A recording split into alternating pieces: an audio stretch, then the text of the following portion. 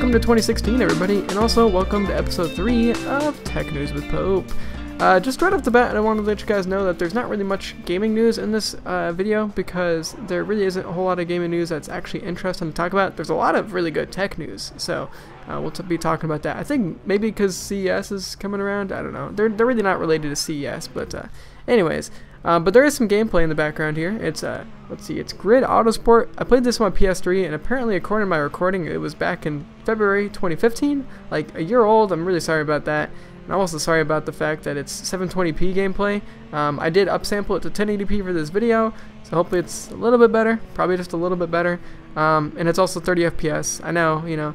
We'll get back to the PC gameplay soon enough. Don't worry about it, because PC gameplay, man, I can record that stuff at 1080p, like 50 megabit per second. Oh my god, and then it just looks beautiful, you know, 60 FPS. But PS3 gameplay kind of blows. You know, it is what it is. Anyways, the articles today are also pretty good, so let's focus on that right now. I don't know if you guys were playing or if you were on Steam on Christmas Day. I actually was, and I'll talk about this later. But there were some problems with Steam on Christmas Day, so we'll talk about that. Also, the FCC is reporting pretty good gains in internet speeds throughout the past couple of years in the U.S., which is pretty dope. So we'll talk about specifics with that. And also, DJI, the people that make some big drones, they're going to put some new restrictions on their drones, which I actually think is a good thing. But we'll talk about that in a little bit. Let's get into this video. As I teased to earlier, this first article is about Steam and how they had some issues on Christmas Day. Apparently, early on Christmas Day, Steam had some DDoS issues with distributed denial of service, in case you don't know what that stands for, which, if you don't know what that stands for, you probably don't even know what it is, which is basically a bunch of people just sending a whole bunch of traffic to Steam servers, I mean, everything, you know, related to Valve and Steam and everything, and they're causing some issues with people loading up store pages and stuff like that, I think.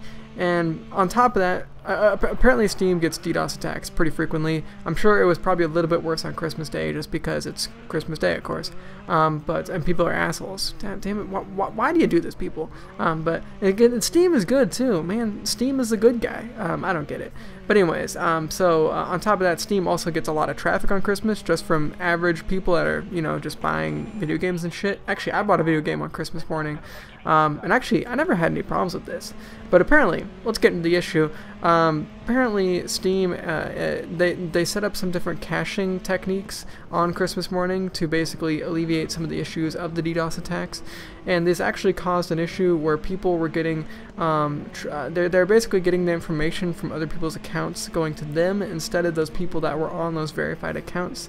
So that's obviously a bad thing. So people saw information such as, let's see, billing addresses, last 4 digits of your phone number, your purchase history, last 2 digits of your credit card number, and your email addresses. Full credit card numbers and passwords were not revealed, which is obviously great. I don't really know why that would be. But apparently, from what I've heard, if you actually tried to like buy a game with someone with that person's account that you were kind of quote-unquote on, apparently you couldn't, because it was only read information and you couldn't actually write to that information on that account. You could only get information from that account. So obviously this isn't good. Billing address is always a bad thing, because now those addresses are probably out on some sleazy website. But it's not terrible. Steam apparently fixed it. I'm pretty sure they fixed it the same day, because I got back on Steam the same day. But regardless, this is kind of shitty. Also, I mean, honestly, it's not really shitty as Steam or anything. It's just shitty of those hackers. So those people need to stop being dicks, basically. So that last article was negative in quite a few ways, even though it wasn't really the worst outcome it could have been. But this article is pretty nice.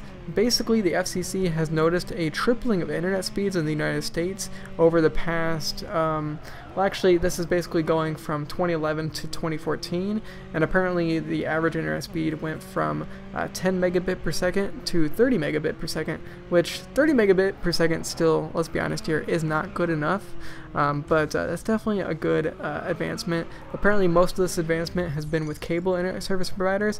I've actually noticed this myself. I know we, for instance, had 20 megabit per second for quite a long time, and now we actually were able to upgrade to 100 megabit per second, which is pretty much like the best thing in the world. I'm not gonna lie with you guys.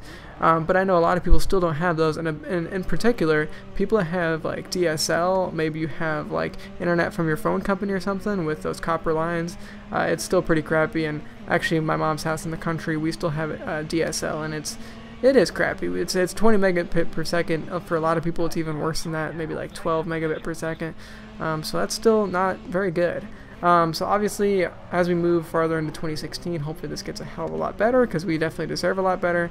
There's a lot of great stuff that can happen with better internet speeds, and we really need to keep up with other countries that have such better internet speeds than the US. But we are moving in the right direction, so I kind of wanted to mention this. Internet service providers, you guys still need to stop being dicks, but at least you're doing something, I guess. You know, generally speaking, I would say regulation is a bad thing, but in this case, it actually might be a good thing. So apparently, DJI, which they make a lot of drones, they're going to be enforcing some new regulations on their drones to basically keep people from doing stupid shit, because people do stupid shit. And it's really getting to a point where, you know, I mean, the government's getting involved with drones with the FAA now requiring people to register their drones, or you get like a $30,000 fine or some crazy shit like that. So, you know, this is probably a good move in my opinion. This kind of, I wish they did this before the FAA did all their stupid shit about the, you know, drone fines and shit like that, because this is really the right way to solve the problem, at least in my opinion. Let me know what you guys think in the comment section. How should we solve the issues with people being a dumbass while driving a drone? So basically what they're gonna do is they're gonna put this new feature on there called Geospatial Environmental Online, which is basically a fancy word for keeping people from doing stupid shit. I mean, basically they're gonna keep people out of airports, out of temporarily like restricted zones, so like they could put this around like a wildfire, for example, which has happened in the future, so we know people are dumbasses and the people will actually do that, you know, drive drones around those areas. And they won't let them do it around, like, for example, like big sporting stadiums and stuff like that. These are great things to do, because people could literally cause huge, like, terrorist events. Like, if like, people could just drive or fly a drone filled with explosives into, like, a football field and kill, like, 100 people. I mean, that could easily happen. So basically, this is a good regulation, at least in my opinion. Apparently, you can opt out of this program for now, but you have to have a verified account with DJI with a credit card on there and a cell phone number on file. So basically, if you do stupid shit, then you're the one that's like in fault of it, which is definitely a great thing in my opinion. Once again, let me know what you guys think in the comment section. Is this the right way to solve issues with people being a dumbass while flying drones?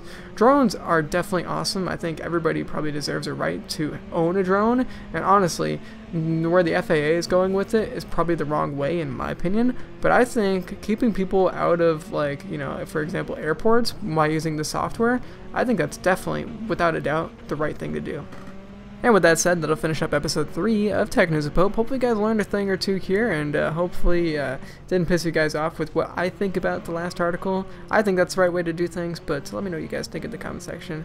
Beyond that, hope you guys liked the gameplay. Once of course it was Grid Autosport, I believe, and you know, I'm on my PS3. Sorry, I recorded it a long time ago. I think I remember myself goofing off a lot in that race. I'm pretty sure I remember that. I don't know, maybe not. Who knows? But if you have any gameplay suggestions, remember to leave those in the comment section as well. And before you leave this video, like it if you want to, or dislike it, whatever. Also, subscribe to the channel if you want to see more Tech News with Pope videos in the future. That'd be cool. And beyond that, you guys have a crazy motherfucking day. I'll see you later.